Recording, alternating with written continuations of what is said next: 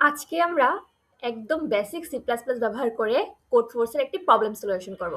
আমাদের problem number হচ্ছে 69A। প্রবলেমটিতে কি বলা হয়েছে? প্রবলেমটিতে বলা হয়েছে বাসিয়া হকি অনেক পছন্দ করে, তাই ও হকি দেখতে চায়। এ কারণে ও একদিন SW করতে পারে না ফিজিক্সের। তো স্যার যখন ও ফিজিক্স ক্লাসে আসে, স্যার ওকে একটা টাস্ক করতে দেয়। টাস্কটার মধ্যে কি একটা বস্তুর উপর বল প্রয়োগ করা হবে 3 অক্ষের, এক্স অক্ষের, ওয়াই অক্ষের, জেড অক্ষের। ওকে বের করতে হবে যে বস্তুটার সাম্যাবস্থা আছে কি নাই। আর এখানে ইনপুট কি হবে, এন টাইম ওকে তিনটা ফোর্স দেওয়া হবে, এক্স অক্ষ বরাবর, ওয়াই অক্ষ বরাবর, জেড অক্ষ বরাবর। ঠিক আছে, এটা এন টাইম দেওয়া হবে এবং ওকে শেষে বলতে হবে যে এটা কি সাম্যাবস্থা আছে। যদি সাম্যাবস্থা থাকে তাহলে ইয়েস, আর যদি না থাকে তাহলে নো। এখন আমরা সলিউশন দেখি। সলিউশনে আমি সি প্লাস প্লাস দিয়ে করেছি, যেখানে আমি প্রথমে একটি এন ইনপুট নিয়েছি। এই এনটা হলো কতবার এক্স ওয়াই জেড ওকে দেওয়া হবে। ঠিক আছে, এরপর আমি এক্স ওয়াই জেড নিয়েছি। এক্স নিয়েছি এক্স অক্ষের জন্য, ওয়াই নিয়েছি ওয়াই অক্ষের জন্য, জেড নিয়েছি জেড অক্ষের জন্য। এরপর সাম এক্স নিয়েছিল, সাম মানে এক্স অক্ষ বরাবর বস্তুগুলো সাম্যাবস্থা আছে নাকি এটা দেখতে। সাম ওয়াই নিয়েছিল, ওয়াই অক্ষ বরাবর সাম্যাবস্থা আছে নাকি ওটা দেখতে। জেড নিয়েছিল, সাম জেড নিয়েছিল, যে জেড অক্ষ বরাবর সাম্যাবস্থা আছে নাকি ওটা দেখতে। তারপর এবার আমি একটি লুপ ইউজ করেছি, এন পর্যন্ত লুপ ইউজ করেছি।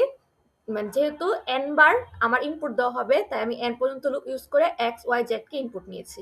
এবার সাথে সাথেই আমি সাম অফ এক্স, মানে তোমার প্রথম এক্স এর সাথে আগে সাম অফ এক্স আমি 0 ধরে নিয়েছি। তো প্রথম এক্স এর সাথে যোগ হয়ে যাবে, দ্বিতীয়বার যখন আবার ইনপুট হবে তখন আবার এক্স যোগ হবে, তৃতীয়বার আবার ইনপুট আসলে এক্স যোগ হবে। এরকম করে করে সাম এক্স বের হয়ে যাবে। একইভাবে সাম ওয়াই সাম জেড বের করব। বুঝতে পারছি এতটুকু?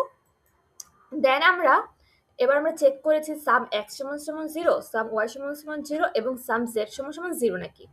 যদি তিনোটা 0 হয় তাহলেই বস্তুটা সাম্যাবস্থায় আছে, তখন তোমার প্রিন্ট হবে ইয়েস।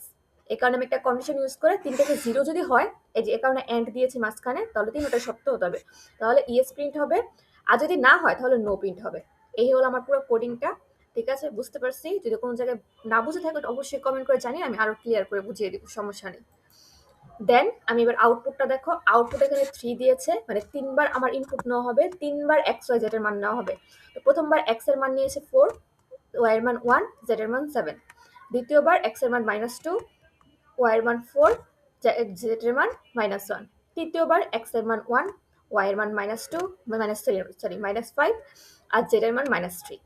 তাহলে অ্যান্সার কি আসে আমার? এই 4 আর 1 যোগ করলে কত? 5। 5 থেকে 2 বিয়োগ করলে কি হবে? 3। তাহলে কি আমার এদিকে 0 আসছে? আসে না, এই কারণে সেটা নো প্রিন্ট হয়ে গেছে।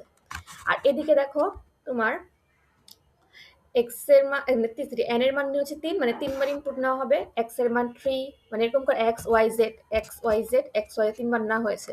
এবার আমি যদি ক্যালকুলেশন করি 3 আর 2 যোগ করলে কত? 5 -5, কত হলো? 0। -1 -1 -2, তো 2 এর থেকে -2 গেল 0। 7 থেকে এই যে 4 -4 -3 -7, তো 7 থেকে -7 গেলে 0। তো তিনটা যেহেতু 0 হয়েছে তাই অ্যান্সার আসছে ইয়েস। তাহলে বুঝতে পারছো, এই হলো আমাদের আজকের প্রবলেমটি। আমাদের যদি ভালো লেগে থাকে অবশ্যই একটু সাবস্ক্রাইব করে দিও। ধন্যবাদ।